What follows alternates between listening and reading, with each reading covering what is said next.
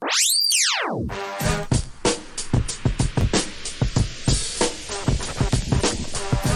time for the shop report with Barbershop Jay.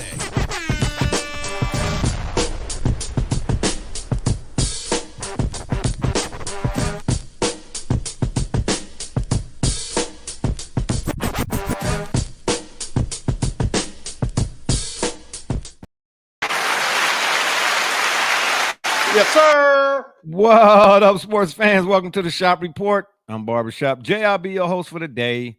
Here's what's happening. Of course, we want to remind you the Shop Report is brought to you by Rocket Digital Media. It's the one-stop shop for all your digital marketing needs. And now, of course, Eddie G's Cookies. That's right, Eddie G's Cookies, baby. Snicker. Oh, man, cut it out, will you? Eddie G's Cookies, man. Snickerdoodles, double chocolate chip. They even got a birthday cake version or something like that, don't they? With something with sprinkles on it. Yeah, I don't know what the bobblehead moment is for, but okay. Yeah, if you want to, can't hear you. Exactly. You doing polite. I was being polite. We're still you doing dancing. all of that gyration and all of those stuff over there, jubilation in there. Can't nobody in the nation hear you, Scott. Anyway, if you want a cookie that is good, tastes good, and ain't got all that other stuff that ain't no good for you in it, slide on over to eddiegscookies.com and place your order today. That's right, eddiegscookies.com. And for my folk out there in TV land, if you want to leave your questions or comments during today's program, here we go again already. Please do so, and we will throw it up on the screen. And y'all know what's coming next. If you're one of them folks that wants to leave a question or comment that's indignant or ignorant in nature, it won't be seen on this screen. Matter of fact, here's what you'll get. Ain't nobody got time for that. With that being said, joining me on the P-Roll, I can never find your intro. What's going on? They too far down. That's why. Joining me on the P-Program today is my cat from across the pond, or should I say up the way or up north, Joey James, a.k.a. Double J. Tell the people what you say. How sweet it is to still be dancing into the next round. Oh, that's what that was? Oh, my gosh, man. Don't do that. Don't do that. Please don't do that no more. Well, they better have, because they lost to Fairleigh Dickinson in the first round. If we're talking about Purdue, no, we're not talking about that no more. See that right there? You see that right there? What that say right there? What that say? Can you see that? What that say right there? One hashtag, one mindset, baby. You see that? You see the hat? Don't you see the hat? Is that in the store? Is that in the store? Do you see the hat? I do see the hat. But Okay, what that say on that? What does it say on the hat? Says the shop report. It says Cleveland Browns. No. That's what it says. Whoa! Hold on. Stop everything. Hang on a second. You see that right? You see that right? Never. And you see the colors. I know what I said. Well, exactly. I thought that was Cincinnati Bengals. No, absolutely not. It's brown and orange, not black and orange. Oh my gosh, really? You said how much merch from the store, almost like how much wood could a woodchuck chuck. Yeah, Chuck wood. Yeah, okay, all right. Okay, and yet, man, here you are. I'm about to tell you. I'm about to tell you. The team store. I mean, I'm just saying, I'm about to tell you why I'm wearing it. First of all, I was at Walmart. Okay, all right. Second of all, they had a 99-cent rack. Trust and believe, I was snatching clothes like a champ. I mean, I'm just saying. Oh my gosh. Absolutely, man. Believe me when I tell you, it was rolls and rolls and racks of 99 cents. You understand me? I'm just saying that's what time it is. But anyway, we finna start the show. All right, we got two items on the menu for you all today. MLBalk. We're going to, of course, talk about what everybody else is talking about in this case. Shohei Ohtani. Did I say that right? Okay. And then we're going to talk a little. Is that Japanese for gambling? Oh, wow. Here we go. Oh, hell no. Anyway, I don't know what's going on with this guy today. And then we're going to talk some NBA basketball and some March Madness too, the men's and the women's. But I'm going to tell you why I didn't talk about the women's the first go round when we did the little March Madness thing. I mean, because really it's only 5 teams, to tell you the truth. Even though women's college basketball and women's basketball in general is really more so on the map than it was when I was coming up. Yep, shout out for that. It's really only 5 teams to really talk about. You know what I mean? It's not enough there right now. Okay, you got USC, Juju. You got Paige Beckers, UConn. You got Angel Reese, LSU. You got Caitlin, obviously, Iowa. And then you got Who's the other one? Are you serious? Who's the other one? The undefeated team. Yeah. Oh, yeah. My bad. South Carolina. My bad, Don. Yeah, I knew what the deal was, man. I'm just joshing your legs right there, or whatever the case may be. Did I say that out loud? Oh, let me not do that loud. That didn't sound right. Anywho, yeah. But first, before we even get into the program today, I just wanted to say, my thoughts and prayers go out to the people who were on the bridge. I know you all have seen it by now. The container ship ran into the bridge in Baltimore. Uh, and I mean, seeing it, there's an angle that really is really kind of scary. I mean, it's real, and I was gonna save it to my phone, but I said no. It's actually the angle, but it's just not a good angle, man. And you just can the people, because there was actually a picture of the folks on the bridge, cars going across the bridge from like Right. bridge angle. Yeah, you know what I mean. And then you see this huge fireball, and one truck made it across just in time, type of deal. But it was a car going towards where the ship hit, where the fireball exploded, and the car disappeared, man. It was just and then they said there were workers on the bridge, man. I listen, but you know what's interesting? I get off work at 5 o'clock in the morning. Mhm. Also, here in Cleveland, we had a situation under our bridge. Now, from my understanding, the bridge that the container ship hit, from the bottom of the bridge or top of the bridge to the water, something like 185 feet. Oh my gosh! Just imagine that you're a worker. Oh, I can't even fathom. Ours is maybe 200 and something feet. The 480 bridge. Ask anybody that's in Cleveland. Yeah, I've been there. Okay, Went across the time or two. Yeah. bruh. 5 o'clock in the morning, I'm getting off. I have to cross that bridge in order to get off at my exit to get home. I get halfway, and when and that bridge is two ways, okay? So it's divided. One way is north, and the other way is south, east or west, that type of deal. So there's no turning around. Once you get on going one direction, you got to keep going. Bro, I get halfway across the bridge and it's a plume of smoke. When I And say it just wasn't your exhaust this time? no, oh wow, really? Here we go. Really?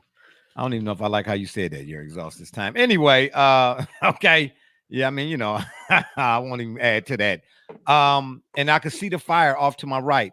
It was a mulch fire. It was a landscape company. Now, mind you, down underneath that bridge is what's called Valley View. It's one of our little cities here in Cleveland or whatever the case may be.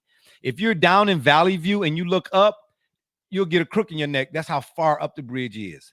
So imagine being on the bridge and seeing the fire.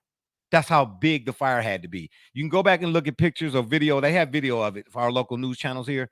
Bro, it was a mulch fire.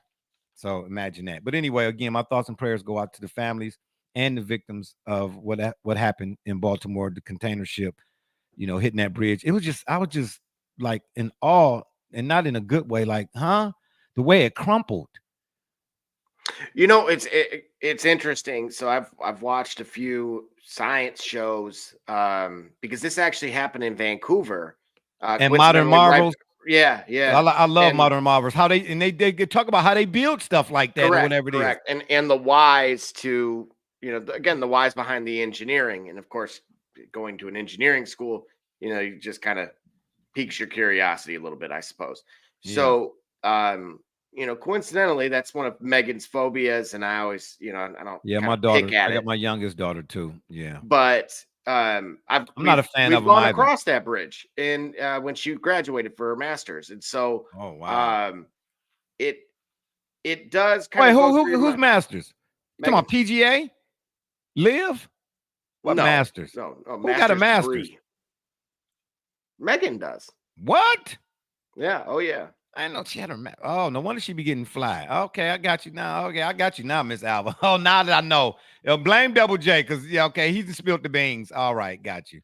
So, but again, nevertheless, just a very kind of it was very intriguing because they're building, of course, the Gordie Howe Bridge now here in Detroit Yeah, to kind of assist the Ambassador Bridge. We have the tunnel still, um, and it just again, kind of the engineering of it. It just seemed almost too easy or too, they hit it right in the perfect spot. Albeit, of course, they had lost power. You could see it going on and off, yeah, you can but see the smoke too. Mm. on the back Just, end. Yeah, terrible set of yeah, it's circumstances. unfortunate. It kind of took me back to what happened in Minnesota some years ago. Right. See, that's the thing. Yeah. So, unfortunately, somebody's GPS in Indiana during during a construction period led them off of a bridge that was Oh, I mean, I under follow construction. GPS. I mean, terrible. Yeah, I'm following GPS, but I'm not following it like that. Right. I mean, Hey, at some point, I I kind of mean, yeah, question I got to be looking as I'm looking, if that make any sense. You know what I'm trying to say? that. But I come from the time where I can read a map. So I used to get an atlas and love reading an atlas. Well, we know So, you did the Oregon Trail, so yeah. Oh wow, really? Okay, gotcha. Yeah, that deserves this one right here. ain't nobody got time for that. Anywho, yeah. So again, our thoughts and prayers go out to those people and their families and such. Man, I couldn't imagine. I'm just grateful. Anywho, at the end of the day, our first item on the menu obviously is MLBalk, and then we're of course talking about Shohei Ohtani. And I Well, just we're got not talking about opening day tomorrow. oh man, please. Nobody talk about the first day of baseball, man. Please. It's snowing here in Cleveland. What are you talking about? Yeah. What we should be talking about is the Browns getting ready to move to Berea, and everybody here is having a conniption. I'm saying, oh my gosh, the Browns are leaving. They only moving to Do you see that? Berea, Brook But you Park or see whatever. that? Isn't that where the practice facility already is located? Yes. Okay, then. Listen, So why is listen. this a surprise? Look, the Chicago Bears threatened to do the exact same move to Arlington Heights. The Lions, of course, once upon a time were in Pontiac. The and- Browns need to do it. Listen, Well, remember, you Detroit- don't want to. Have been very adamant. I'm not saying you're wrong on this. You've been your stance is very clear on the means that these franchises go about getting funding. yeah, absolutely not. You shouldn't be asking the public for nothing. Nothing. I don't disagree, but you have to understand this is the reverse side of that. That okay, if you don't want us, we're not going to move to Omaha, but we will move outside of the city limits. And now what the Pistons did is a perfect example of this. They renovated the Palace of Auburn Hills, and that cheapskate Gores decided to save money by way of taxes to then share Little Caesars Arena. What? Yes, they have no arena of their own. That's shared. That is the Red Wings arena that was built for the Red Wings. Oh, wow. Shout out my man D Gully from the CLM Bus. All came right. to join us. Shout out. D Gully, the IT guy. Look at him over there looking around like, what y'all over here for? Yeah, okay, the IT guy. He came to join us from the CLM Bus. Gully, what it do? Everything, man. Thank you again for having me here. I'm happy. I look forward to Wednesdays because of the value that we provide to our fans and our family out there with the Shop Report. I'm glad that you guys tuned in. I only gave you thank you very $20. much. My gosh, I gave you $20, and this you going. Listen, I'm not giving you no more money. I gave you enough. I said, play us up a little bit, and then you go. Oh my gosh, you went over the top. Something like this guy over here. That was just incredible. Listen, the invoice is already in. All right. I've already submitted the invoice. Okay, QuickBooks. All right. Yeah, exactly. All right, grammar. That's check. advertising. It's a write-off, right? Not Yeah, textually. right. Yeah, that's the only thing they ain't just about to be off. About to get cut off. Oh my. Anyway, Shohei Ohtani. No, I was saying about the Browns. Yeah, the Browns need to move to Berea because at the end of the day, think about it. Detroit, Chicago, maybe New York, and maybe a couple of other folks. Indianapolis for sure. If you look at their I'll put it like this. Any of those cities near water, like Lake Erie, Lake Huron, Lake Michigan, all of that, whatever the case may be, their waterfront, they built up their waterfront or lakefront or whatever, right? Okay. What do you see? What do you see in Cleveland, really? Yeah. Well, wait a minute. Aren't the tennis courts right over there? Oh my God! Nobody play tennis no more. Arthur Ashe ain't here. He not Whoa. gonna open that door. Whoa. Stop it. I think the problem is they were thirsty. They and who? so the city was a bit too thirsty. And so what happens is they have the existing stadium is on the ideal spot for a landmark venue. The venue was just built just to get that football team back on the field. That's my problem. I'm not a big fan right now. At the moment, I'm not a big fan of the Browns relocating side of Cleveland municipal area. Remember, that was the whole crux of the Gateway Project, to bring the city's franchises into the city. Right, I So, know that, okay. but initially when the Gateway Project came, the issue came, and you all, and I keep telling people, you all get away from that documentary, Believe Land. Okay, because they making you believe, man, is all I'm saying. I know some players who played back then. Let me just say that. And they said it was a lot of stuff left out of that documentary. That's all I'm gonna tell you on that tip. Then, too, if you do some research, I have a book. Oh, here we go. Called False Start, written by Terry Pluto, Cleveland's own Terry Pluto. You need to look that up. Okay, that's number 2. And then number 3, there was, I forget the attorney's name. Nance was his last name. He was in on it with Mike White or whatever, the city's developers, whatever. They were talking about building Jacobs Field at the time it was called, and Gundarena at the time it was called. The Indians and the Cavs got new digs. They would not give new digs to the Browns, nor would they renovate. And that was the whole contention that didn't come out in all of that. Modell and then was like, wait a minute, this is a Browns town. How are you going to give the Indians and the Cavs new clothes, but give me their hand-me-downs? And you know, you give me the shoes, for instance, a size 8, and you know I wear a size 12. So I have to ask then, why is history repeating itself?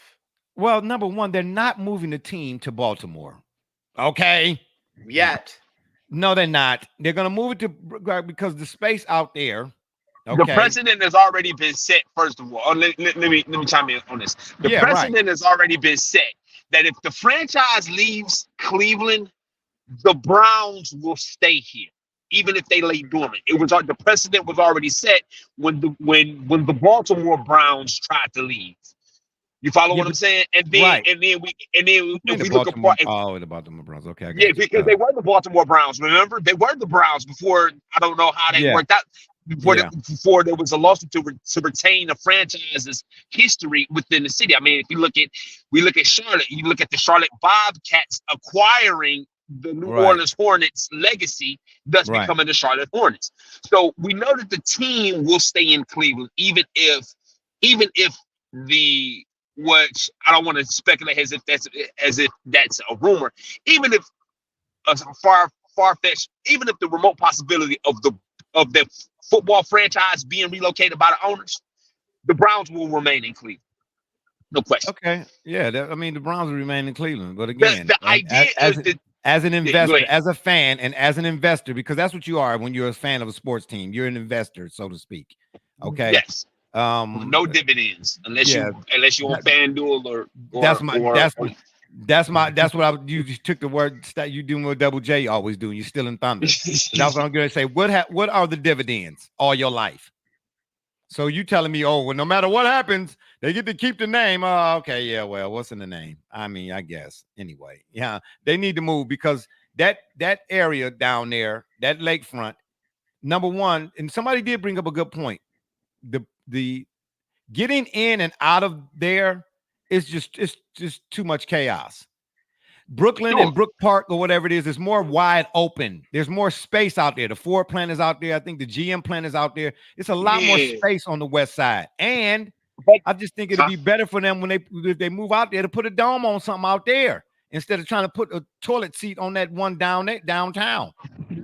Right. And I think we don't want the horseshoe in Cleveland. No, that man. Listen, you hear they consider moving the team closer to Columbus, like moving the stadium, like putting if they put the stadium in like Ashland or Mansfield, that's an hour away. Who what happened? What? Who? The Browns? Yes, it's an article they gave some that I guess maybe it was an opinion piece that opined about considering putting the Browns stadium somewhere nearer to Mansfield, because I tell you what, if they did that, no. I tell you what, if they did that, they would get a lot of support from Columbus municipality because They get a Columbus lot of right support now. from Columbus now. I've driven No, from Columbus no. to Cleveland for a game on the same day. Sure. But here's the thing. Right now, you get a lot of patronage in Cincinnati because you're only an hour and 15 minutes away. Bro, So let me if you explain something put- to you. No, listen, I'm telling you, hold on. Cincinnati, I'm that's listen why to me. Listen, I'm Kentucky here. gets Memphis, they get Knoxville, they No. get But you Cincinnati. no. Here's the If you only were to thing put I'm the saying. Browns, if you were to put the Browns in, let's say you put Brown Stadium in Ashland, which is about an hour between the two. If the Brown Stadium, the Richfield Coliseum, but how far away was that from Cleveland? Richfield, like 40 minutes, right? Okay. When the Cavs play. So if you put the Browns in Ashland, first of all, what could it do for the state? If the Browns are in Ashland, Ohio, that's middle of the state, really nothing much going on there. There's Ashland University, but then now, just like with all sports teams, you have a major revenue driver to build up more commercial, more entertainment, or whatever else around the city. You put the Brown Stadium in Ashland, or an hour away, an hour closer to Columbus, then the latent Bengals fans who don't want to drive 2 hours to the lakefront, or instead can drive an hour and 30 minutes to get to Cincinnati to Ball Brown Stadium. Now they really got something to consider because they really would be Browns fans if Bro, Browns. let me tell you something, bro. Let me say this. What you're saying makes a whole lot of sense, but in this case, it's not relevant, and I'm gonna tell you why. Okay. The Dallas Cowboys and the Cleveland Browns have the two biggest fan bases in the world. Sure. There are Browns backers organizations in Australia. Moving the Browns to Ashland is not a strategic move. You know why? Because Browns fans are going to, unless you move them to Baltimore, that's when they ain't going to go there, unless they're going to playing against the Ravens. But if you talk about the Browns and Browns fans. I live in this city, bro. Listen, it's Browns fans in Columbus. They don't care how far they got to drive, bro. You're missing my point. The idea that the Browns could be playing a preseason or a season game at the Horseshoe, it's monumental for these Columbus fans. I'm telling you, man. But the Browns ain't gonna listen. But the Browns ain't gonna be playing home games in Columbus. What do you mean? They ain't gonna be playing regular season games. No, I'm saying if they were to move that stadium closer to this city, there's a lot of that's what I said. That's you think it's more people in Columbus than it is Cleveland? No, I'm not. No, I'm saying there is a lot of latent Bengals fans, and I call them latent Bengals fans is because Paul Brown Stadium is closer to reach than Paul Brown Stadium for Cincinnati, if that's even what it's called. It's closer in proximity. Than it is Cleveland Brown Stadium. But I'm trying to tell you, to the Browns fans, I don't care where they at, it don't matter. What's close? The Browns fans traveling from Cleveland won't make a difference. What I mean by that is, you're right. They're going to travel anywhere. The guys that live in Cleveland, they're going to make it to Columbus. And the Browns fans in Cincinnati going to do the same thing. Listen, no, bro, have you? Yes, you're not here to hear the momentum. I'm telling you, you're not here to understand that the latent Bengals fans would love for the Browns to be closer. Bruh, and I'm telling you, it don't make a difference. Have you been to a tailgate, bruh? It don't. Have you been to a tailgate? Have you been to a tailgate down to the stadium? Have you been to a tailgate down to the stadium? You're still telling me about what's in Cleveland. You're still telling me about what's in Cleveland. And I'm telling you about the people that how far they drive to come to Cleveland. Hey, I've done it. You're looking at one. There's more people from Cincinnati at the tailgate in Cleveland than it is people from Cleveland. That's what I'm trying to tell you. Man, Browns fans are Browns fans are like Buckeye fans. I don't care. Buckeye fans will go to Arizona every week. They don't care. Listen, how many times have the Buckeyes played in Tempe, Arizona? They play in the Fiesta Bowl every other year. And you turn the TV on, it'd be more people from Ohio in Tempe, Arizona than it is people from Tempe, Arizona in Tempe, Arizona. I'm trying to tell you, bro, Browns fans, they may say, oh, man, I don't feel like making a drive. But matter of fact, I ain't gonna even say that. Listen, I know Browns fans who come as far as West Virginia Do you hear what I'm trying to tell you? And they say up and swear, they up and down. They say, listen here, we already know. They take off work the year before. Let the Browns be playing the Steelers or something in Cleveland. It's people in West Virginia that say, I done already let my boss know I'm not going to be here that day. So and it's a year later. Here's my challenge to you. What Browns fans would not make the drive to Ashland that already have no problem going to Cleveland? You look at the Cleveland metropolitan area, all the millions of fans that will go to that live in the Cleveland metropolitan area, which is Cleveland, all them suburbs. Okay. Cuyahoga County. You look at the county, Cuyahoga County, Summit County, I got Stark you. County. I got you. And I got an answer for you too. I got an answer for you when we come back. We're gonna take a 30-second right quick, but I definitely got an answer for you when we come back. Yep. What it do, sports fans? It's your man BSJ from the Shop Report. And guess what? The shop is now open for business, baby. If you're on Facebook, go to our fan page, The Shop Report, click on more, and then shop to view all products. Or if you're on Instagram, click on the shop tab to see all our products. I mean, what you want me to do? I'm selling merch here. Absolutely, baby. That's right. We selling merch. We still got a few, 2-3 kinks to work out, but they should be resolved by tomorrow when it comes to the store. But y'all can still go check it out there. Let me tell you something right now. Let me tell you something about the Browns fan and the Cowboys fan, okay? What you're saying might be applicable to Steelers fans, Bengals fans, any other team in the NFL's fans, Detroit, any other. But the Browns and the Cowboys, let me say this to you about the Browns. Jimmy Haslam could go to Australia right now and build a stadium that sit 400,000 people. And I guarantee you for every home game, it's going to be filled with Browns fans. So it ain't about proximity when it comes to Browns fans. Yes, you are. You're making my point. It ain't about proximity. You don't even realize what you're doing. You don't even realize what you're doing. You're making my point. Well, maybe I don't, but I'm just doing what I do. And it's done. Okay? Yeah, I see. You're making my exactly. Point. Yeah, all right. Well, let's talk some Shohei Ohtani, okay? Because what was that word? What was that word? Right. Yeah, exactly. PG show, man. PG show, bro. Okay. Should it come out that Ohtani was indeed betting on games that he could directly affect the outcome? I just got one question. Well, I got two actually. Does Pete Rose, Bonds, and countless others that we all know who are not in now have the best chance of getting in?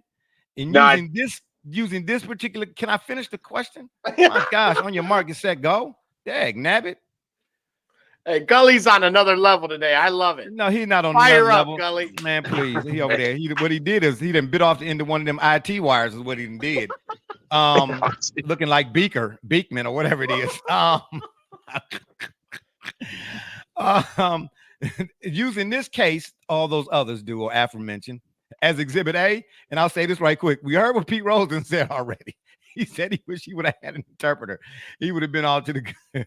He would have been all to the good. And then the second part of that is Ohtani and his people, after he made his statement saying that, they blaming it all on the interpreter now. Okay. And to be honest with you, he was speaking in Japanese, or I don't know if he's Japanese or Chinese. Forgive me if I'm messing it up. But he was speaking in his native tongue, and the guy was interpreting, and there you are obviously putting the words on the screen. I don't even know if that's what he was really saying, because it didn't really look like, based on his expression, like that's what he was really saying. He was like, yeah, you know what I'm saying? I want to go to Dairy Queen and get it. And the interpreter was like, yeah, that's what he's saying. I ain't buying it. Okay, I need you to take a lie detector test. But anyway, it then came out now that, they trying to throw the interpreter, the original interpreter, they trying to throw him under the bus. All right, fine. He done got ran over. The Magic School Bus and ran him over a couple of times. But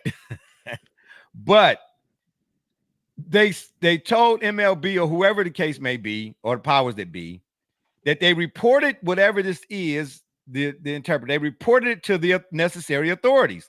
So when asked what authorities did you all report it to, it was no comment. So come on, man, make up my mind. What's really going on here? Pete Rose has got to get, everybody got to get in the Hall of Fame now. Hey, listen, you just got to have a pre and post. That's what I'm trying to say. Pre-roids or pre-foulness, shenanigans, and post shenanigans and Roy's. I don't know. You know what I'm saying? Help me out here. You fired Yeah. up Gully. You want to take this? So I'm at this moment, until I hear otherwise, I'm always open to change my at opinion. this moment, you're what? On your way to Brown Stadium in Cincinnati? Did you hear how much he forced that? That was so forced, man. That was so forced. That was Charlie Fry trying to force the ball on 3rd and 17. Oh gosh, that's so well, then, forced. I mean, it ain't no different than Joe Flacco's 2 pick sixes. Listen, I mean, every Browns quarterback done did that. You should have picked somebody else. That's so forced. I mean, yeah, that was a forced middle finger when you ain't got no words because you're getting sacked all the time. Anyway, I thought it was a family show, but go ahead. All right. Like I said, as I was saying, I'm still inclined to believe that Shoney didn't know what was going on because all of the betting took place stateside. And he does not, and I mean, it's a great cover, but like I haven't really heard much to say that maybe he know more than he let on. I'm still inclined to believe that dude went for a ride because he couldn't. If Ohtani couldn't understand English or couldn't understand, the English language, he could be told anything. And so you buying that? You buying that, huh? All right. I'm inclined to believe it. Yeah, because think about it. I figured you are. I figured you because you're right. Yeah, right. Because you think Ashton is a better place for Brown Stadium. I put it this way. I put it this way. I work with a technician. That he's born Russian and he's fluent in Spanish. He went to do repair work at a site, and the entire 3 hours he was there, every slur given to him by the Latin American speaking staff was given, and they talked in code, they talked around him. It was when he finished his site and he had to go and turn the site over to the manager. He asked for the store manager, and then the store manager, and without presenting himself, he immediately speaking fluent Spanish to every bit of work that he did. It was at that moment that they realized he had heard every slur that they gave him the whole time. He did not you get what I'm saying? They didn't know. No, I don't. The point is, if you don't think I know your language, I can tell you anything. So if you have a question, I can just say, hey, you know what, this, that, and the third in your native tongue. When in English, I can read, oh yeah, I've done A, B, and C. But in your native tongue, I tell you I did X, Y, and Z. Okay, well, you know something is wrong. Explain to me then why he had the Rosetta Stone book right next to him on the table. Because clearly he needed to have it because he already got it. No. I'm all right. Look, I'm. How dumb does he think we are? Exactly. Listen, we're talking about $4.5 million. Man, please, everybody speak that language. First of all, how do you get a line of credit, Gully, from a bookie that is going to, unless you're good for it, right? Right? You think of every classic movie Hardball, where it's like, I'm good for it, but he's talking about 10 racks here. When you try to place a $1.8 million bet, first of all, you have to have $1.8 million. Okay. And if you're an $80,000 translator who has a bachelor's degree, not in that. Okay. Where and whom is going to say, cool, we'll do that. And by the way, you're betting on Ohtani. Yeah, that's what I want to know. That's what I want to know. Who conveniently gets rocked that day. Listen, man, it's just suspect, man. It's just suspect, bro. I don't know any book onshore, offshore, on the moon that's going to allow someone to make those types of bets. You're not of that caliber, right? And I'm going. Let me fish back off what you just said, Double J. In layman's terms, let's say we all started a business, right? The business grows to the point, and when we first start the business, we got to handle everything, the finance, the accounting, all of that, right? But the business starts growing, so at some point you're gonna have to start bringing people in, right? You went from 20 from just you to 25 employees now to 50 employees. Now you can't handle all. Now you're paying people and all of that. So now you okay. You hire an accountant. Even though you hire that, I may be off base. If I am, okay, just let me know. I'm sure y'all will. But you hire an accountant. Once they start handling, because I need you to do that, because I can't do it anymore. I have to do obviously other things, right? But just because you hire somebody that's their focus or their focal point, so to speak, does not mean that you're not gonna check in with them. Like, look, where we at? You understand what I'm saying? Where we at? You okay? Because I have some knowledge of how the books work. I just can't do it now for 100 employees. You understand what I'm trying to say? That's why I hired you. Well, but that don't mean I'm just gonna just leave it to you and just be like, okay, well, whatever you do is whatever you do, and I'm just gonna trust that you're doing the right thing. No, buddy. No. But So you saying so you guys are suggesting that so he was in on it. Gully, can I ask how many people in your life? So this isn't even about a business where, okay, we both have access to the bank account because we both own 50%. This is this guy's personal bank account. Why, as your translator, would I have your access to that? Even like with the merch portion of the program, our host enters that information in. There's a certain line you don't cross. Exactly. Sure. Exactly. And in this case, these wages were being funded through his personal bank account. That's the main part that's grabbing me. Bro, now I can see if we're not talking about you. I got a copy of your debit card and I'm scamming you. This is I'm logging into your Chase account. Yeah, and you mean to tell me Ohtani don't know? And this whether he speak English or not, he can see the numbers. Okay. Everyone, I always say there are people that are so well off in the world that they don't bother to go and check. But every now and then you just go to make sure that the thing's not at zero and all heck didn't break. Exactly. Yeah. And so you know how to spot negatives, don't you? Okay. Transactions of that caliber. Again, this is why it kind of all smells really funny. It sure does. Because we know Ohtani can speak English. Okay. And they were yucking it up. I was watching the baseball game, not even an hour before all this came out. And he's having a good time, joking with the interpreter who's in the dugout. You know what my line then is. Then you find out about he's married. There's a lot of like weird details to this that it's pretty simple to me that they're going to try to use him as the fall guy. Oh, it's no question. Yeah, you see that now.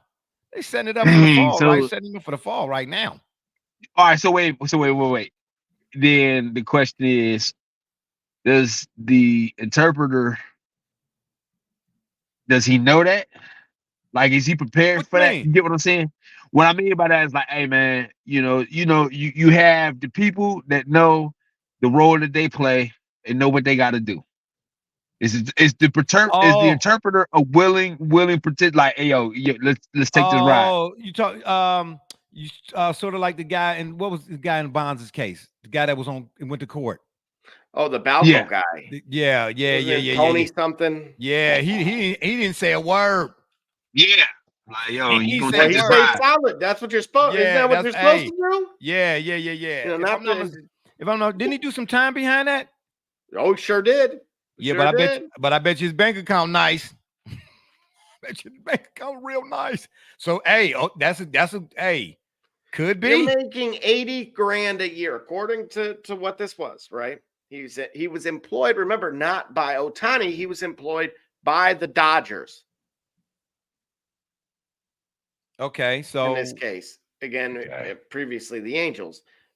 So again, this is why there's got to be some kind of agreement here in place. Like, just take the fall, say you did it, and so we can move on. Yeah, and because listen, if he does agree to, and that's a good point. Look, someone throws $1 million, right? He's not going to go to jail for placing. That's what I was just going to ask you. What's the worst thing that could happen to the interpreter? He get done. He can't interpret no more, or at least not for Ohtani anyway. Correct. Yeah, man. Go ahead, man. Give me a soft $5 million, man. I did it. Well, and that's the thing. Now he can really kind of name his price, because in theory, Ohtani's entire contract becomes jeopardized. Yeah, and baseball got a big problem on it. That's what I say. You heard what Pete Rose said. I wish I'd had him enough that he's, that how they had one of those little bells when somebody's sick or some, he could ding ding, and he don't ever have to get up if he doesn't want, or wake up on the wrong side of the bed. They got to pad that kind of money. Exactly. Yeah, because well, because if they say, because think about it, the current circumstances would suggest that $4.5 million transaction would be refunded, right? That's fraud. I didn't make that transaction. Right. Well, there is some legal ramifications of that, depending on where it was done and who it went to. Because again, this bookie's not going to say, I'm out of $4.5 million. Hello, someone's paying that. And so, again, there is a very quiet ripple effect that could occur, or a very loud one, and they have to handle it accordingly. Yeah, because if they don't, you're gonna feel a shockwave. You're gonna feel a shockwave all the way out in Ashland. I'm just saying. Hey, for me. Where's the force feed sound button? You need a force feed sound. You need to add. Well, you need to force one over here. That's what you need to do. Force one over here. That's what you need to do. Add one. So I will say this: the Browns are looking to purchase land, 176 acres specifically, but they are staying in Northeast Ohio. Again, that I will let you two argue about how far of a radius that is deemed. Listen, for Browns fans, there is no radius too far. Because we spent a lot of of these past few weeks. We were at Owens Community College, very nice community college there. A lot of course, good wrestling rooms in Perrysburg and in that area. Played at the Paysetters facilities that are all in that Toledo area. So again, are they drawing a line at the Maumee River or what? Listen, I'm telling you now. There is no radius too far for a Browns fan, or an Ohio State Buckeye fan, and a Dallas Cowboy fan. Now, the rest of the fans, Michigan, Purdue, even Michigan State, they kissed the ass. I'm just saying. You're going to find out this weekend about Purdue's fan base. Oh, I mean, I know Purdue's fan base. I mean, y'all all riding on that train. Everybody on the train, you know what I'm saying? But trust and believe, it's being held together by Gorilla Glue. And it ain't as advertised. I'm trying to tell you that right now. Was that a free plug? Wow, I couldn't believe I just did that. Anywho, I'm just, again, let it come out that Ohtani knew what the deal was. Let it be that large ripple effect. What do they call it when an explosion happens? Not the ripple effect. What do they call it? Sonic boom or something like that. Concussive blast or something that you could be felt for miles or whatever. Blast radius. There it is. My body, my body, my body. Do your dance. Show us your face and do your dance. That's what you need to be doing. Yeah. I just want to see how many terms he was gonna go through before he figured it out. Really? He was like concussive blast. The EMP was it? I'm just trying to tell you, man. It's gonna be felt. It's gonna be a ripple effect felt all the way across the pond, bro. Trust and believe. And there's no way in the world. There's no way if he gets caught. If he comes out of this and this, you can't go back and look at Bonds and everybody else. Now you got to go back and open that door. You have to go back and open that door. That's just it. They should at this point right the wrong. have Pete Rose coaching. Absolutely. Let him play. Let him play. What are you talking about? And, Man, put him in the Hall of Fame, man. Yeah, I know. Put him in. To me, this is for real, for real. absurd. It's everything's sponsored by DraftKings, and well, we're gonna talk about them some more when we get into this. Hold that thought. We're gonna take another commercial break right quick. Minute 26 is what we're gonna do, and we'll be back with some more of that. You understand me? I'll let your boy. It's Kate Cunningham, and you watching the Shop Report. I'm Homie Diallo, and you watching the Shop Report. My name's Chris Murray, and you're watching the Shop Report. Oh, you're Jay Knight, you're watching the Shop Report. Max McKee, you're dropping in on the Shop Report. Barbershop Jay, Quentin Hines, Super Bowl champion. I'm ready. Let's do it. I'm on. Hi, I'm Mars Edwards from Mercury Stadium, and you're watching the Shock Report. Hey, I'm Billy Butler, and thank you for watching the Shop Report. Hey guys, I'm Les Norman, former Kansas City Royal, and you're watching the Shop Report. Commander Brown, Detroit Rivers Mountain Training, and I'm watching the Shop Report. Hey, this is Doug Flynn of the New York Mets. Well, a few other teams, of course, too. And you're watching the Shop Report. I'm Matt Ramos, and you're watching the Shop Report. How you doing? I'm Rajay Davis, and you're watching the Shop Report. How you doing? This is Nelson Figueroa, former Major League pitcher with a lot of teams. You're about to listen to the Shop Report.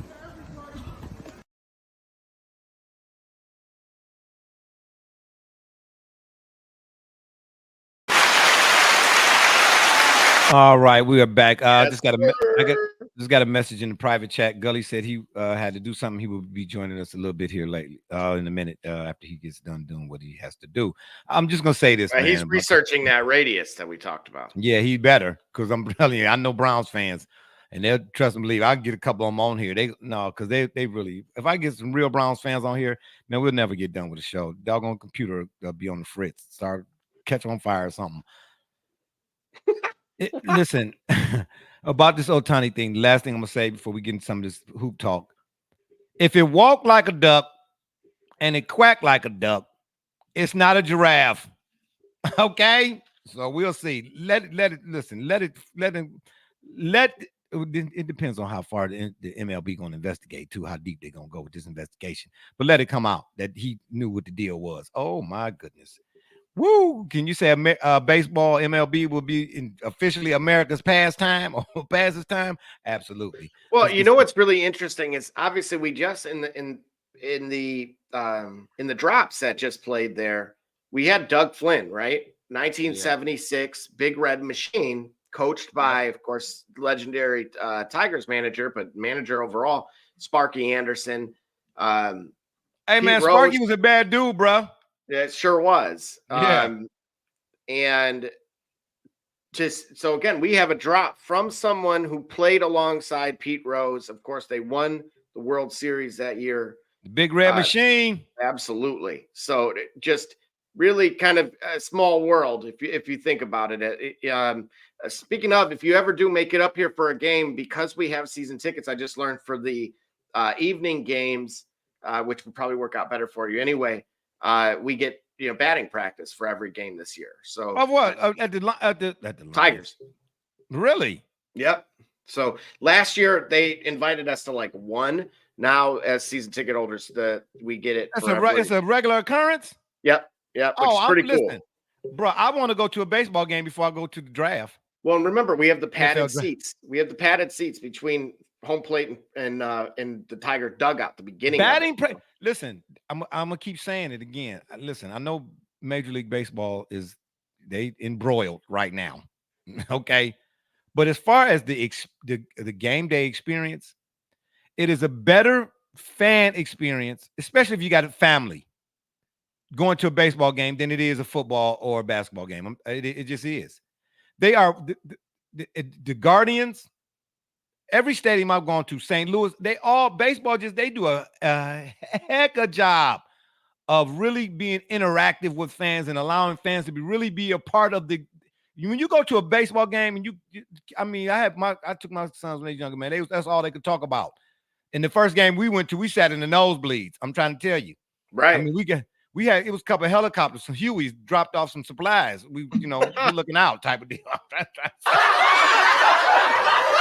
Woo! I'm trying to tell you, we was up there. and it didn't matter. Yep. That's all they could talk about. You know what I mean? Like, man, you could, but you can still see they feel good. They just, and how they get to us way up there, I have no idea, but they really do.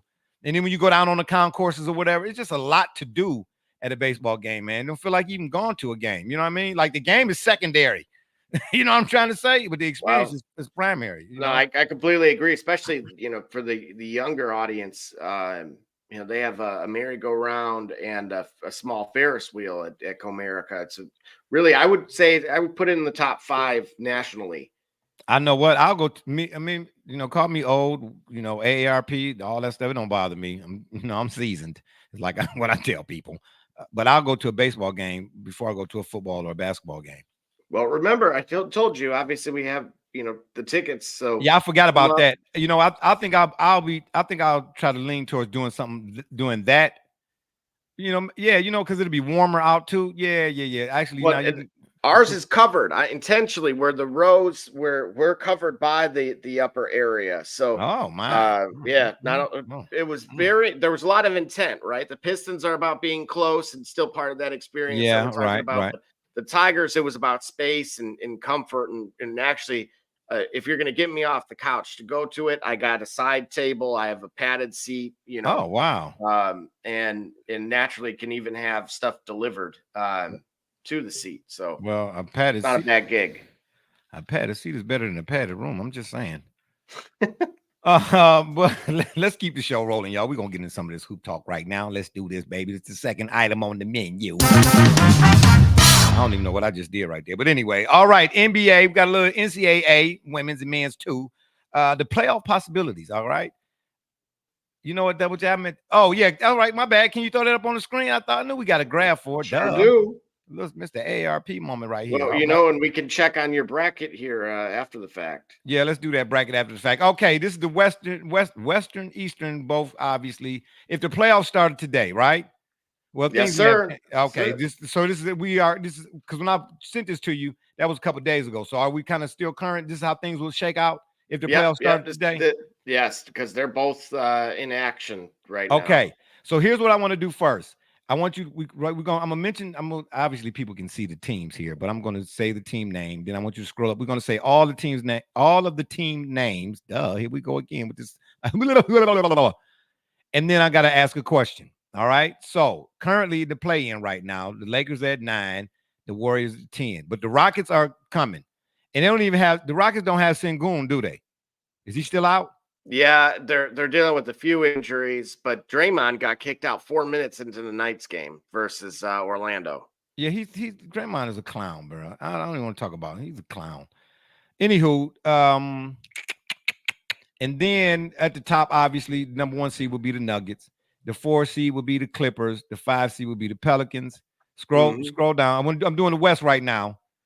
3 will be the Wolves, Timberwolves. 6 will be the Suns. And then in the other play-in, you got 7 Sacramento Kings, 8, obviously the Dallas Mavericks. Then go back up. Let's do the East now, because I gotta mention all the teams so I can say his name. The play-in on this side, 9-10, is the Bulls and the Hawks. And then obviously at the top, you got the Celtics. Then at the 4-5, you got the Knicks, Magic. Then scroll down. Then the 3 seed, the 6, you got Cavs, Pacers. Then the Bucks, obviously, the 2 seed. And then over here at 7-8, you got the Heat and the Sixers. Okay, so go back up. Let's do the left side of the West first. Now that I mentioned all the team names, okay? You want me to do it again, just so because I want to kind of plant the seed in your mind, okay? You want me to mention the team names again or no? No, I think we're okay. Okay, good. Show me or tell me which team, when you look at all of the teams here, when you look at them, you can say emphatically they are not, and I repeat, not Dr. Jekyll and Mr. Hyde. Just on the Western Conference or Western Conference right now. Just and only that are visible, or just no? That's why I say you want me. Okay, show the team. No. I'm just making sure. Oh, my bad. I forgot. OKC. My bad. OKC, the 2 seed. My bad. OKC. Go ahead. Yep. So who is not Jekyll and Hyde? Who is not Jekyll and Hyde? If the playoffs started today, you would say, oh, they for sure. I'm saying they for sure. give me a team or teams that are not Dr. Jekyll and Mr. Hyde. Based on what you see and when you turn the TV on. Well, you I'm going to start right away with OKC. Absolutely. That's because I only got two teams. And East or West. These guys, after the All-Star break, they turned it on. And they've been as consistent as they come as well. Okay. Boston is who we thought they were all year long. No, they're not. They're not. Well, they've lost some games that they shouldn't have. I agree. So that's why I'm not going to include them in this list. But I say for sure Oklahoma City, and then I would probably lean towards. If I had to pick a second, boy, wow. I'm going to go with Bro Rich's Clippers. Oh, please. I knew that. How did I know that? You know what? Matter of fact, right on cue. My body, my body, my body, my body and me. Unbelievable. Okay. So you say the Clippers and OKC. Yeah, they've been very consistent. They figured it out early in the year, and as far as the Clippers go, and they've hung in there ever since. I don't know the last time you checked, but look at the Clippers record since the All-Star break. They're below 500.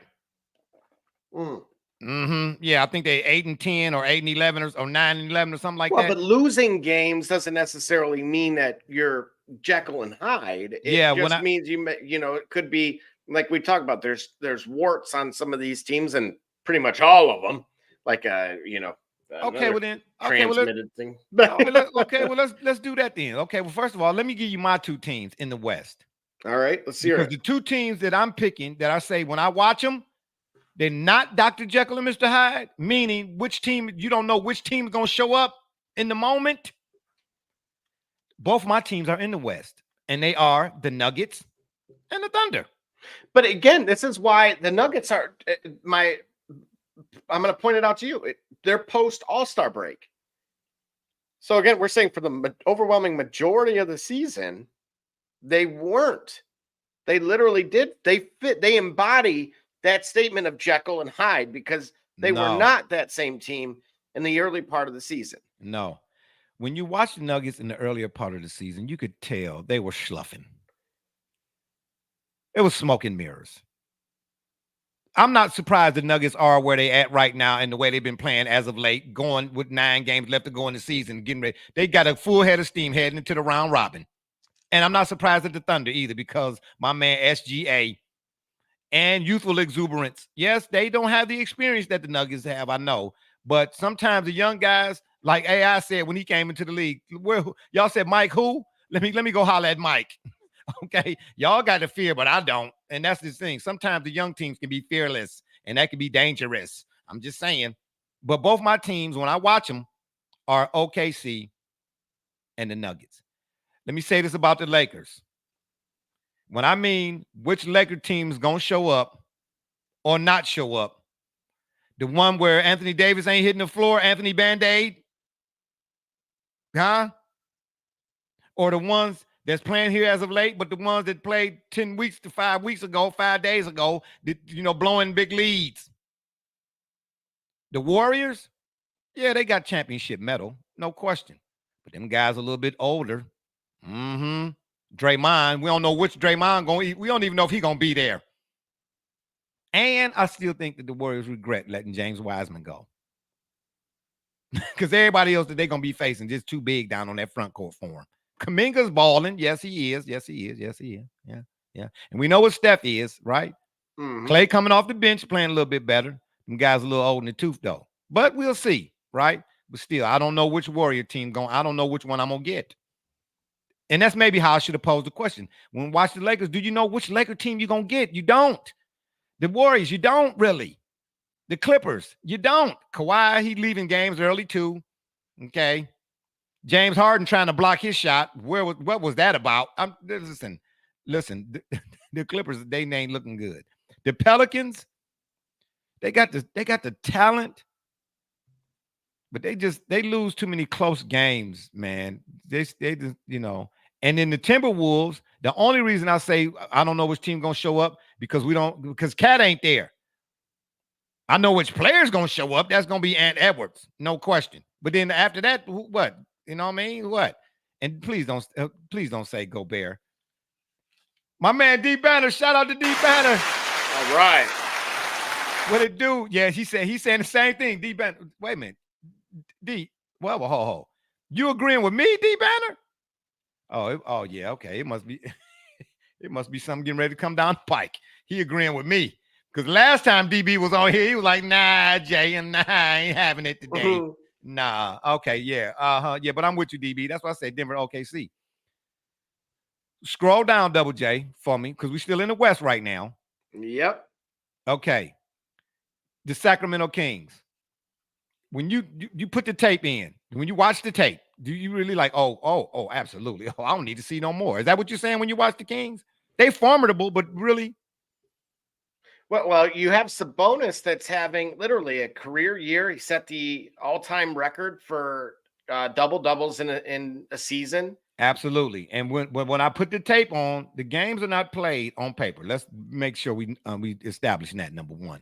I'll get to your comment here in a second. I see you up there. Hold on, Double J, before you throw that comment up there. Number two, Sabonis, he can't do nothing with Joker. Neither can Bam. It's only one center, really. One center that can I would love to see this matchup just from that position alone. And that's the Sixers with Embiid. Well, Embiid is the only one who can make Joker. He can't take no plays off on the defensive side if Embiid is over there. Yeah, but the problem is the supporting cast for the 76ers. Well, because I mean, real spit, the Nuggets, RB says Denver and Dallas. Oh, DB. Okay, I'm with him on the Denver side because we talked about this when I was at the gig. But I want to know what make him pick the Mavericks. Yeah, tell him that if he tell him to weigh in. I want to know what make him pick the Mavericks.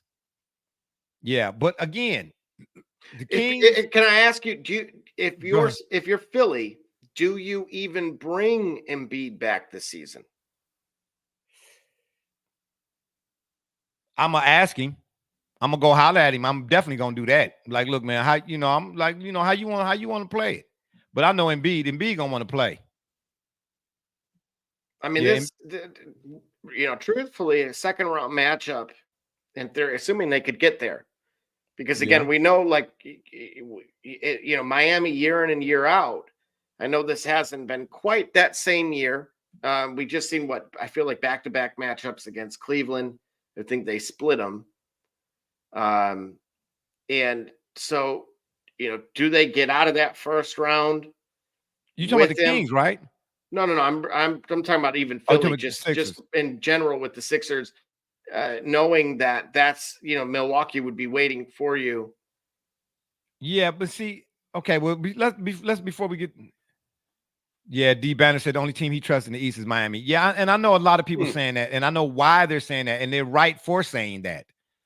But the thing is, again, man, I don't know. We'll get to the East here in a second. We'll get to the East in a second, because that is they bring it up. That's a good point that they bring it up. You know what I mean? Miami, because their culture and the whole thing. If nothing else, the Heat gonna be a tough out. Okay, you got to show up. You got to play. Matter of fact, even though it's a 7-game series, I can tell you this: when you go up against the Heat, you're gonna have to play every game in the series. However long the series go, you're gonna have to play every game like they playing in the NCAA tournament, like it's one and done. Like it could be your last one. Even you might just be down 1-0, but every game you're gonna have to play it. Like if you don't win, you're going home, because the Heat they're gonna definitely bring the noise. But again, in the West, bro, and then the Mavericks, you got Kyrie and Luka, no question. They talented, no question. Individually talented, but I just don't see. I can't see the Mavericks. I just don't see the Mavericks getting through the Timberwolves or the Nuggets or maybe even the Clippers. But you don't see it. So you think you're already advancing them past Sacramento. Yeah. Who gives OKC the better matchup out of those two? I don't, bruh. Well, the Mavericks because of Kyrie. Really? Yeah, because of Kyrie. Are you talking about from roster from top to bottom, basically? No, just starting rotations. I mean, again, your overall rotations typically shrinks in the playoffs, and Yeah, well, that's true so too. Yeah, that is if true. I still say Dallas. If I'm OKC, RB said a healthy mascot is a problem. They got the size now, Kyrie and Luca. Yeah, but they don't play no defense though. That's why I thought he was gonna go there. But he all offense. Every time we talk, first thing he do and the only thing he do is talk offense. I'm talking about on the D side. And here's the killer part. In the West, who's bigger than Denver at everywhere? well, but this is why I don't know if we're overlooking Sacramento. I can't. I don't. I think we're moving too far ahead too quickly with Dallas because we've seen those same flashes from them in the past. I do feel like this is the most cohesive group of from the Mavs. Mavericks. Yeah. Yep. But Sacramento made that same run last year. They still have Keegan Murray. They still have a good they got Malik Monk. surrounding. Yeah, they got they have got a a good squad. group. They got a good squad. They got a good squad. I don't know, man. To me, when you get to you just mentioned matchups. When you get to the NBA playoffs or any tournament, well, NBA playoffs in particular, because your 7-game series, them matchups are crucial. And in particular, that point guard play. And I just see Fox. I'm giving the edge. I love Darren Fox, but I'm giving the edge to Kyrie though, man. I think Kyrie will take him to school, bro. And see, in that now you done went from an 82-game season to 7. You know what I'm trying to say? It's really shortened. So I could just see Kyrie doing what Kyrie do and drawing so much attention. I ain't gonna say that the Kings will forget about Luka, but they might have a a couple lapses. And then you catch him on the backside. Luka not no fast player, obviously, but if he get Kyrie get to doing what Kyrie do, and he draws he souffle that defense, and Luka posted up out there by that 3, that's a monster out there, man. I get it in the first round, but Shy, I think SGA, man. I just think he too much for anybody on that side. And we know, Phoenix, they can't keep a fourth quarter lead. Who just played the other day? Mavericks and Kings, and the Mavs blew them out. And this is so where I'm leaning in agreement with you both is simply whatever they did in that third quarter, that if I remember correctly, I'm trying to think how many points they scored. It was like 38, almost 40 points in the third quarter alone. And for Dallas. And if they figured that out, then they don't stand a chance, that being Sacramento, because they just, it was after that, wasn't even close. Yeah. So, but again, we got to remember these standings that we're talking about, that back half, basically from 4 to we'll call it 9. Between 4 and 9 is. You want to scroll? Here, let me read. Here, I'll show you. Matter of fact. Okay. So hold it. Let me read the D Banner wearing again. He said Lively, Washington, Gafford, Kleber. Those guys defend. Yeah, but do they defend to the tune that you would want them to do that could get them all the way and knock off a Nuggets? Because if that's the case, I'm not saying that they don't. Now I want to know, where are they at defensively? Where are the Mavericks at defensively as a team? That's what I want to know. Well, again, you held the Sacramento Kings to 20-something points just yesterday in the third quarter. All right. While scoring 40. Okay, well, that's okay. Well, hey, defense translates. I'm saying string them together. But what the point I was just making here quickly was that if you look at the Lakers have 40 wins and we jump all the way to the 4, we're separated by 4 games here. So I don't know where you driving at here.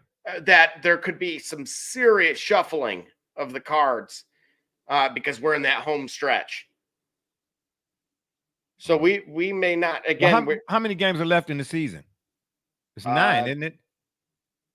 72. So yeah, about 9-10 games left. Yeah, somewhere Absolutely. around there. Okay, well, we're gonna have to revisit. We're gonna have to come back to all of this then because it's not over. Yeah, I mean, yeah, it's not over. Yeah, the Like- Wolves, the Suns got Book, D Book, KD. Yeah, as it stands right now, the Suns and the Mavericks flip flopped. Oh, did they? Yep, just right here would switch. As of today? Yeah. Ooh. See, that's why I asked you, was this when I first sent this to you, that was a couple of days ago when I was writing for the show. You know what I mean? Some time didn't pass now, right? Okay, so things didn't change. Now I'm gonna tell you right now, the Mavericks against the Wolves, yeah, they beat the Wolves all day. They beat the Wolves all day, every day. And then the Suns, who got better closers than Kyrie and Luka?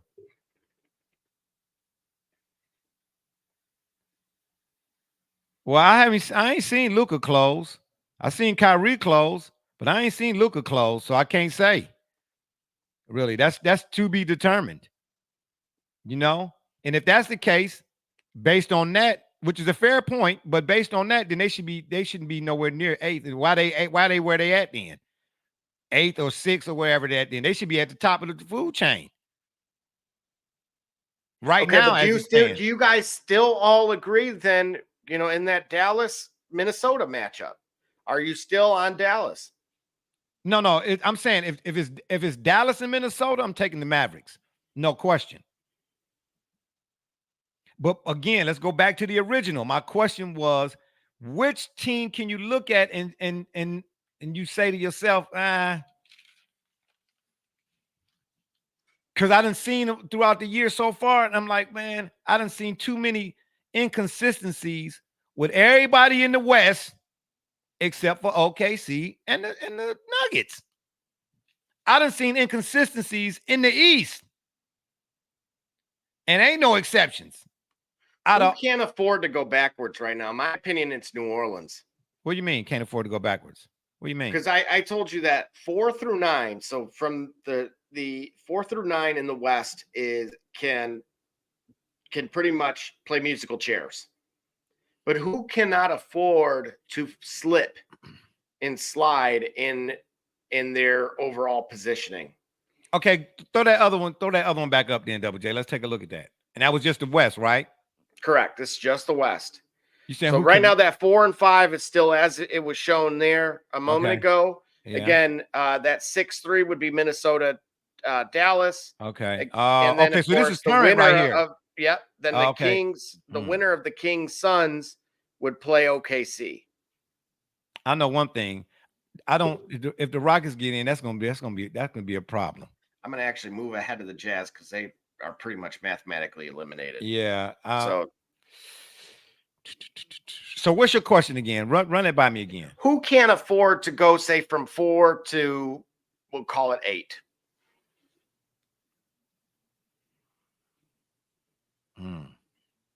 Who needs to have that 7th game at home? Who needs the Pelicans? Yeah. Okay. Yeah, the Pelicans. From what I'm seeing here, yes, the Pelicans. Who benefits the most from moving up?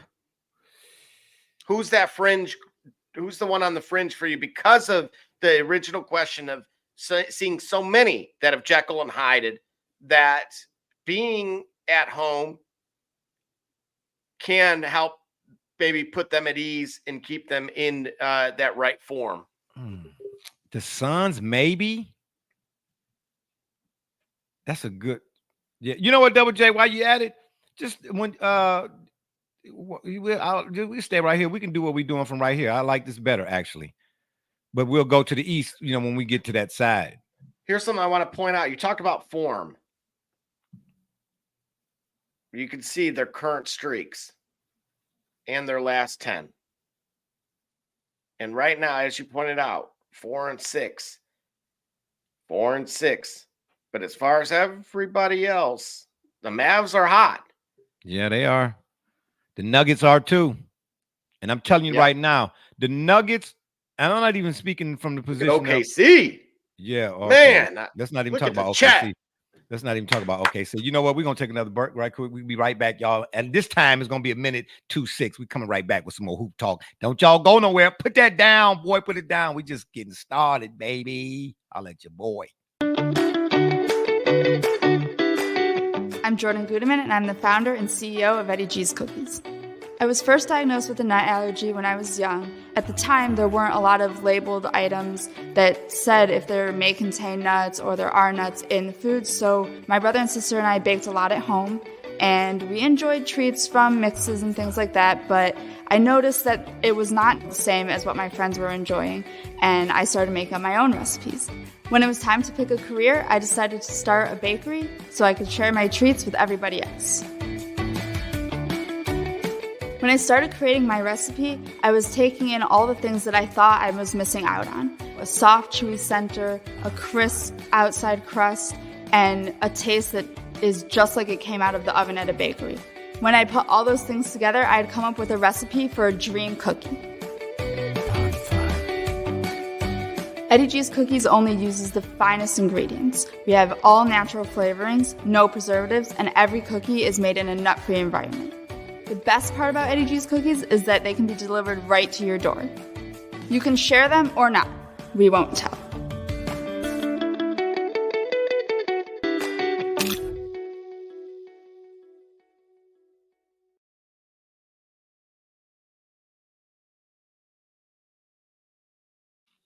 That's right. We back. That's get your Eddie G's Cookies, baby. If you want to place your order, go to eddiegscookies.com and tell them the BSJ sent you. And when you're on your way to grandma's house, you hit that Travel Centers of America, stop in there and get you one of them Eddie G's Cookies, baby. I'm trying to tell you, man, you put one of them in your book bag, you can't go wrong, son. All right, let's get back to some more of this hoop action. Okay, so what were you saying, Double J? Who would do what now? Who would benefit the most moving up, right? Correct. Because again, what the beauty of parody can also be a curse. Yeah, it can smell putrid. Absolutely. Okay, yeah. If you end up on the wrong side of this. And again, when you're talking about some hot teams, and we talk about it more often in college basketball, that getting hot and playing the right way at the right time, and what that can do for you. Well, obviously in the pros, we've seen the very same thing occur. So we're talking about teams there's not a lot separating them. We'll get to your comment here in a second. But who benefits the most from either just purely from a matchup standpoint, potentially avoiding the Nuggets into the conference finals, or having to go through, may not be built for a gauntlet like a play-in, and trying to, play their way through some of these more veteran-based teams that have been around a while. Yeah, DB, man, DB, what's going on, man? No. We can't be in agreement like this. No, something ain't right, man. Who paid you? I want to know who paid you. Man, hey, once you got that, not you're son. selling merch over here, you're paying everybody. That's yeah, what's exactly. going on. That's why I can't sell none. Oh my gosh, you know what I'm saying? This man, he don't need agree. We don't be in agreement. Something ain't right. Something ain't right. Yeah, I'm here too. I'm saying the Pelicans and the Suns. I think if the Suns were to move up. I can't believe I'm agreeing with everybody. These guys are in the danger zone for me. I think they need it the most. Yeah, but you know what the thing about the Suns, we've had this conversation 1,000 times, man, about you can add names to a roster, but if they're not complimentary, like I watched Phoenix a few games, and I'm talking about with KD, Devin, because I know Devin, he had a couple injuries, I think, so that lineup been up and down too. But a few games they have all been together. We know who they are, but they don't seem to. They're not cohesive. When I watch, it seems incongruent their style of play when all of them out there on the floor, and it just strike me because how many fourth quarters have they blown this season? Enough for 2 seasons? Well, and that's just it. So they go to Denver this evening. Is that a must-win game? Absolutely. Oh, every game for the Suns is a must-win because you got the Lakers and the Warriors and the Rockets. Listen. Listen to the Suns' remaining schedule. Okay. At Denver, Mm-hmm. at OKC, at New Orleans, home to Cleveland, home to Minnesota, home to New Orleans, then a home and away with the Clippers, away to the Kings, and away to Minnesota. That's dicey. Is that not one? Is that a gauntlet? Their playoff starts today. But let me say this to you though. That's what I'm trying to say. This is why it's so confusing. Well, maybe not. If you look at their roster without looking at who they got left on the schedule and you see the names, you would think, oh, that's no big deal, right? You got KD, you got D Book, you got Bradley Beal. You know, that's your triumvirate right there. Oh, look, you see them names, you like, man, run it. But the way they've been playing, they finna look like, boy, even with them household names, look like they ready to get ran up out of the gym. You just lost to San Antonio. Who just lost to San Antonio? Phoenix did. You mean yesterday or day before yesterday? Mm-hmm. Yeah, and Wembanyama didn't play. Exactly. Guess who was playing center for them the other day? Me. Greg GP was like, Jay, I need right quick, baby. I was like, slide. Hey, let me get a couple of them knee braces, baby. It's on. And some potassium shots or something. I don't know. Yeah, oh man. So with 9 games left to go, man, it's really a toss-up. Except for the Nuggets and the Thunder. The Nuggets and the Thunder. For me, everybody else after them that are playoff contenders or playoff spots, I don't trust it. I wouldn't be surprised because people gonna look at the seedings. Obviously, if the 4 playing the 5, like let's say for instance, okay, let's say it's shake out and the Clippers play the Pelicans. Mm-hmm. If the Pelicans beat the Clippers in that series, would that be considered an upset to you? Ooh. Yeah, yes, it would. Yes, Why? it would because of again. Look, you just mentioned names. So again, you're talking about very accomplished players with Kawhi Leonard, Paul George, and of course Russell Westbrook. So, and they've had a good season. Yeah, but CJ McCollum, Brandon Ingram, and now Zion looking like he's rounding into form. Hey, it didn't matter to the Nuggets the year they knocked off the Seattle Supersonics. I'm just saying. Or that Dallas Maverick team with Dirk that should have went the first time before the last time in 11. But this is different. They got knocked out by Monte Ellis and them. I'm just saying. We're seeing a changing of the guard before our eyes. When you look at this, it looks like an inverse order of how the seedings were and standings were in years past. Oh, I get what you're saying. Yeah, ordinarily you're talking about Lakers, Warriors, and Rockets. Absolutely. With Harden absolutely. These 3 were 1, 2, 3. Yeah. And the Suns. Yeah. And my how the tides have turned. If Houston, who's down 1 at halftime versus OKC, again, they get the Jazz. We'll call that a win in a few days. I have to say, at that point, do you blow it up? The Warriors? Yeah, if they miss even the play-in this year, I think the Lakers are safe. Yeah, you might have to. You might have to because now you're looking at age and all that type of stuff. Because remember, they're in the luxury tax. We've got when we went. I know spent a lot of time on salary caps, and I know you can't pay that premium and not even get 6, 7, 9 years. Yeah, exactly. Yeah, it's a tough call, man. It's really a tough call. It's really a tough call, man. I'm telling you right now, man, the Rockets, I don't know, man. If they get in, I don't know. We had to see. We're gonna have to come back to it. I see that now. We got to come back to it. It's probably gonna be after the fact or whatever. No, because it's still about 9 games left. So still got we might be able to get another Wednesday If in. we We'll come checked back. on this list in a week, it's going to look vastly different. Yeah. There's too much. Yeah, These I think teams so are too. all far too close to one another. Yeah, I think so too. And that's not good either. Well, I mean, just I guess you're right for the sake of parity or whatnot. Yeah, but we'll see. We definitely gonna have to come back to this. All right, let me get some East action, Double J. All right. Let's get the Eastern Conference up here.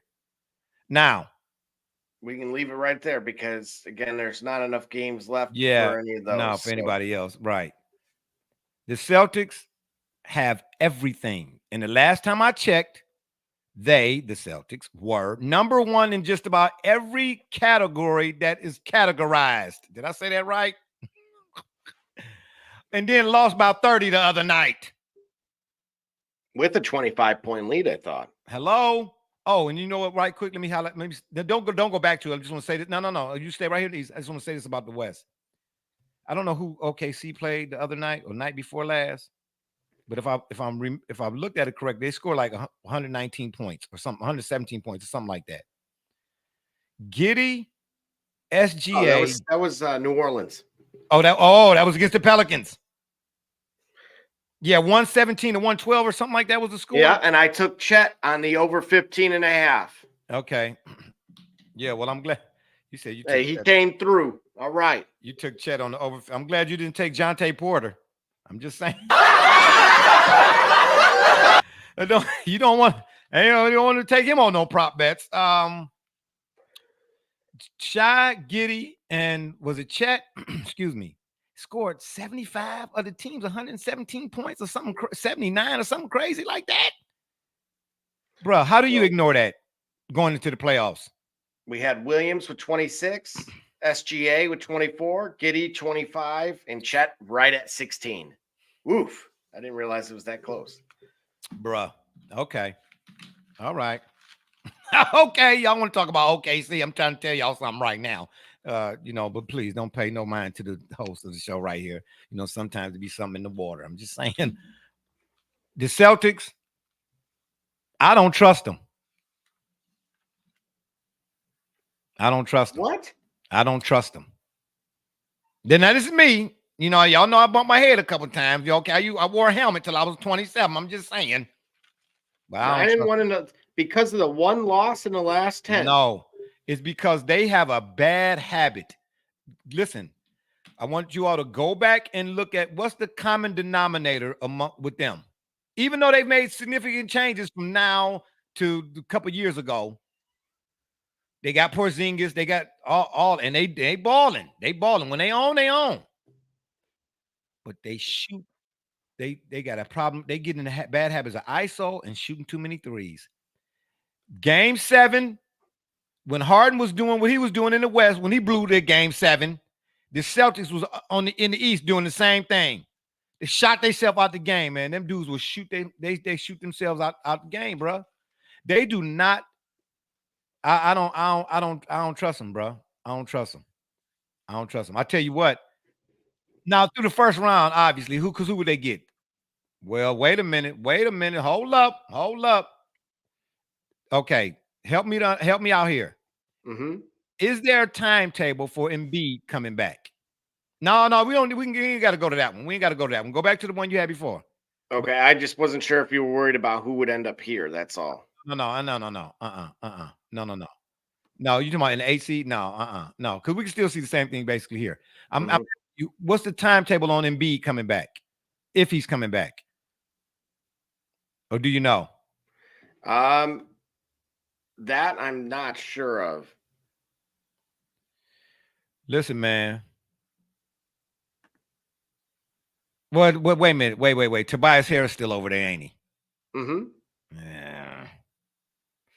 Well, supposedly it's the first or second week of April. I'm gonna tell you like this, man.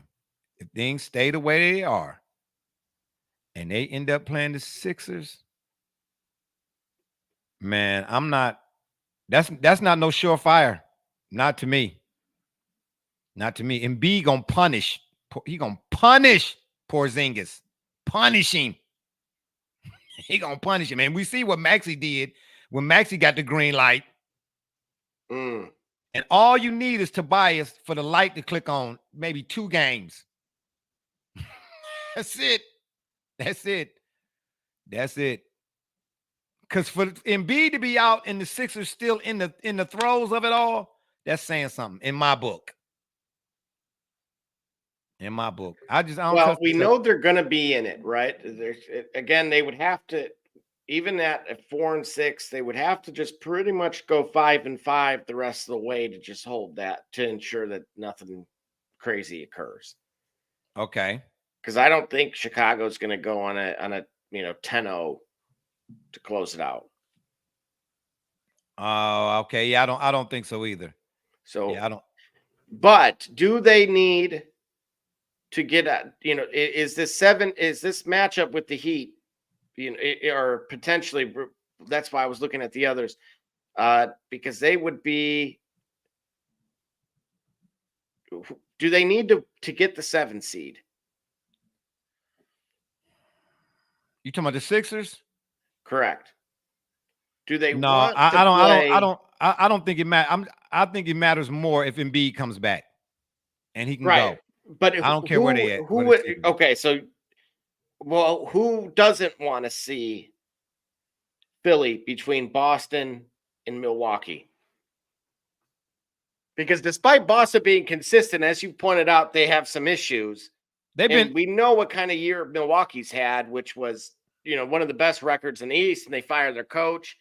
And we know Doc Rivers in the playoffs hasn't necessarily been a pathway for success historically either. Yes. Let me answer this question. Yes, DB, I'm with you. The Knicks and the Cavs are healthy and definitely could get interesting. But here's the thing with the Cavs in particular. JB stumbled by way of injury into playing 2 of the main 4 with shooters. That poses a problem for anybody in the East. It does. But for whatever reason, he cannot. He's on waxed up maybe about a week ago saying in so many words, he still don't know who he can't figure out his lineups. Bro, you've been with this team for how long now and you still having trouble with that? That don't. His lineups make themselves when they have injuries. Forgive me if I don't mean to sound callous, but you understand what you driving with that here? He don't have no choice but to play a certain type of, certain folks or whatever it is because other folks are out. And by default, he get good games. You can only play Garland and Mobley or Garland and Allen or Mitchell and Mobley or Mitchell and Allen with shooters. That's all I'm saying to you. But yes, they play good defense. They do. They both do. But here's the thing too, though, man. It's to me, it come down to that toughness factor again. It just do. It come down to that toughness factor again, man. The Knicks are tougher. There's no question. And you already know Jalen Brunson, I mean, come on, man. I'm a Villanova guy, so I'm just saying. You already know which way I'm leaning. But the Bucks, let's take a look at the Bucks and the Heat. Don't nobody want to see the Heat. Because after that series, now I'm not saying that the Heat are invincible. They are beatable. But after playing them, man, you're gonna be wore out. Whoever you got to go see next. You're gonna be wore out. Whoever you got to go see next. And then I think pretty much, we don't know what Middleton. Well, who's the guy that got started in Middleton's spot? Well, that's for Milwaukee. Because I know Middleton only been playing like 20 some odd minutes a game or whatever. If they, I forget the guy's name. If they can keep Middleton around about 20 some odd minutes, that was, with them all them ailments he got going on, that would serve them well. And then, you still got Dame. Dame, if it's a close game, you down a possession type deal. I wouldn't bet against Dame. But they seem they've been too up and down too, man. On the road, they struggle. They're splitting time between Bobby Portis and Middleton.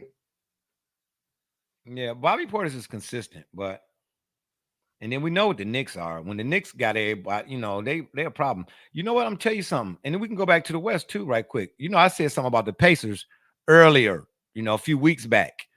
Because I love Pascal Siakam, man. He just he a difference, man. I do. And then Halliburton, he's starting to ground back into form. But man, I watched the Magic a couple nights ago, and I had to apologize to my cat Ricardo because he had been saying Markelle Fultz, Markelle Fultz, Markelle Fultz. I was like, man, Markelle Fultz is an NBA, by NBA standards, he a bum and a buzz. I was giving him the business. But I watched them, man, maybe about a week ago, and I said, okay. It made me go grab a pen and pad. I said, okay. Then what I wrote down, I said, I got to watch them a few more times now because they piqued my interest. Watched them a few more times. And I was like, ooh, Paolo Banchero. Ooh, oh my goodness. He don't like nobody. Woohoo! Paolo. Hey, man. Orlando got a squad. I would not be surprised. I will not be surprised if they knock off the Knicks. Truthfully, I wouldn't either. I would not be surprised. And it's the moves that the Knicks have made. I don't know. Look, they're clearly better than bad teams. Yeah, of course. But and I felt like they were it wasn't a lateral move. It was somewhat of a win now. Mm-hmm. But I do think we may see the ceiling for the Knicks. I would argue potentially prematurely than many would have hoped. So in terms of these teams that can climb to the 2 spot and posing that same question, who needs to move up in order to better themselves and their chances of getting further? I would say no one more than the New York Knicks. Maybe. D Banner, he's saying Pacers Magic not enough experience. Yes, but remember now, Paolo's got that dog in him. That's what I'm trying to say. Listen, youthful exuberance, experience is not to be dismissed. No, I'm not doing that. But when you have a guy who comes in and says, I don't care who in front of me, he's gonna have to show me. Paolo just all I'm telling you is I would not be surprised. I'm not saying that the Magic who's not experienced on Indiana. You got Halliburton, sure, but you have Obi Toppin, who's been in the playoffs. You have Pascal Siakam, been in the playoffs. Pascal Siakam is a champion, NBA champion, right? Yeah. Hey, I'm just all I'm going off of when as we look at this thing, I'm just saying, I'm going off of how I watch them play. It ain't who, it's how you do what you do. DB weighing in again. He said he don't trust the guard play on the Magic. Okay, that's okay. To be. I can. Yeah, you still got to see it. I can't argue that either. Yeah, but here's the thing, though. It depends on what moment you're in. Because if I'm in a certain type of moment, I'm putting the ball in Paolo's hands. I'm just saying, putting the ball in Paolo's hands. But if you look at these teams in the East here, because we got one more bonus round we got to get to. We got to start getting ready to get out of here. You look at these teams in the East right now. Who I'm talking about of the 8, go from the Celtics on down to the Sixers, because I just don't see the Bulls or the Hawks being as I do the Lakers and the Warriors at 9 and 10. You get what I'm trying to tell you? Mm-hmm. They just with all due respect to the Bulls and the Hawks, but I don't see them being threatening really, like the Lakers and the Warriors are to some of them 7s and 8s and so on and so forth. But and not even with the play-in scenario. But who of the 1 through 8? Who of these teams remind you? Which one of the Eastern Conference teams can you say what we said about the Nuggets and the Thunder? As far as being consistent, prior to the Embiid injury, the 76ers were. Okay. But Embiid ain't there right now. We looking at right now. DB weighing in again. He said the Pacers bench. Okay. I would have to say But even with the Pacers, man. I wouldn't be surprised if they knock the Cavs off. I'm just saying, because JB don't go into his deep enough. I'm sorry, he just don't. And then Bill Mathurin is out. Yeah, but how is Mathurin out for the season? Yeah, he was out for the season. He had Okay. surgery. Oh wow. So Ivy once again gets the last laugh on that. So take that, those who wanted him instead of Ivy. Yeah. I just who this. I mean, come on, we got 8 squads here. Most people say the Celtics because the Celtics, again, they've been running the table all season. I get it, but their style of play, man, it's suspect at times, man. Far too often for a team of that caliber.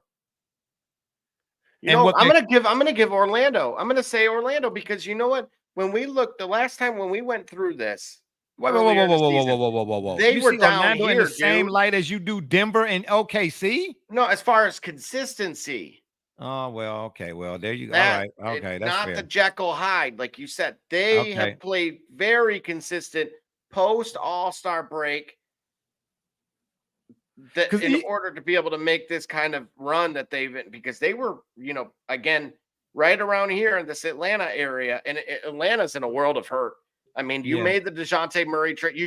They should have parted ways with him for a second round pick, and they may have to start over. What do you do here? You have 2 All-Stars. You went and acquired Sadiq Bey, and now he's out for season. He tore his ACL. Yeah, well, I mean, I don't really want. For me, I don't need to discuss Atlanta. I'm just saying, we talking playoff contenders. Yeah, we do got to keep things rolling, man. Listen, you all. Hey, we appreciate everybody tuning in because I mean, for real. At the end of the day, we are of the people, not above the people. So without you all, there is no us. You know what I'm trying to say? But we do got to keep things rolling. We got about 5 minutes left before I got to get out of here. We will come back to this and look at these scenarios once the season gets closer to an end, or we know when it's definitive, so to speak. Nick Nurse is saying Embiid is likely to return during the regular season. Whoa. You broke up right quick. Say that again. Embiid to return during the regular season. Oh, boy. Yeah. Oh, y'all. Oh, you know what? And on that note, we're going to slide those to this last one before we get out of here. Y'all stay tuned. We're going to revisit this NBA playoff scenario. That's what we're going to do. But at the end of the day, my man, Adam Silver, this is the last thing I want to get to. Adam Silver hints that the NBA might abolish the All-Star game, end quote. Or quote. We should just be looking to do different things.